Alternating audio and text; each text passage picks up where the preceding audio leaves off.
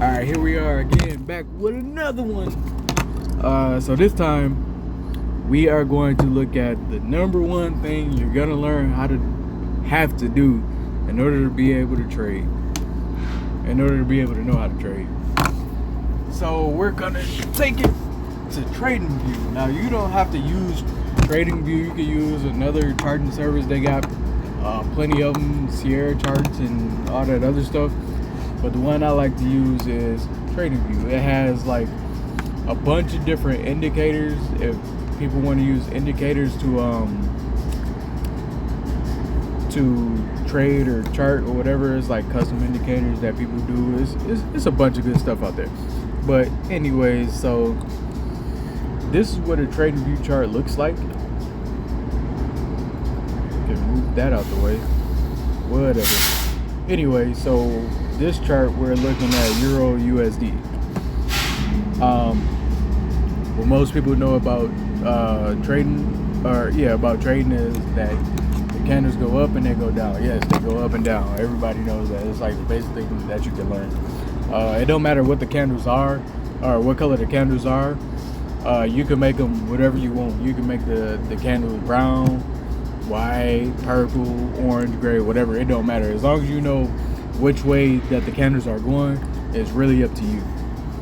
But for obvious reasons, just to keep people up and up, I got the down candles red and the up candles green, just so it's like you can't mess it up. So the first thing about charts, there's different time frames. There's this one that I'm looking at is the 5-minute chart. They have 1 second chart, they have 5-second charts, they got 10-second charts, 15, 30. They have 5-minute, 15-minute, 20-minute hours chart, daily chart, weekly chart, monthly chart. Like, it's a whole bunch of different time frames that you can choose from. Whatever you use for your strategy is up to you. But for me, I like to use the 5-minute chart. Sometimes I'll go up to the 15-minute, 30 minutes, whatever. But it's up to you what time frame you want to use. Different time frames show different things. But it's basically like the time frames, I guess, is how many people are looking at this time frame for it to be most effective. Daily chart, a lot of people look at that chart, so it'd be more eyes on that one, more volume probably on that one, and then it just trickles down. Less people use this time frame, more people use that time frame type of deal. But so the chart that we're looking at now though is the candlesticks. These green and red things, they're called candlesticks. That's how the market moves.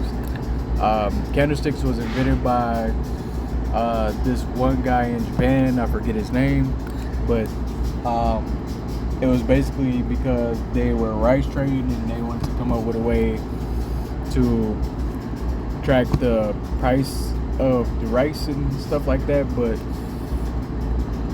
stock trading actually began in Europe and like Antwerp or somewhere in that area, just so y'all have like a little background of where it started. But candlesticks was made by this guy in Japan.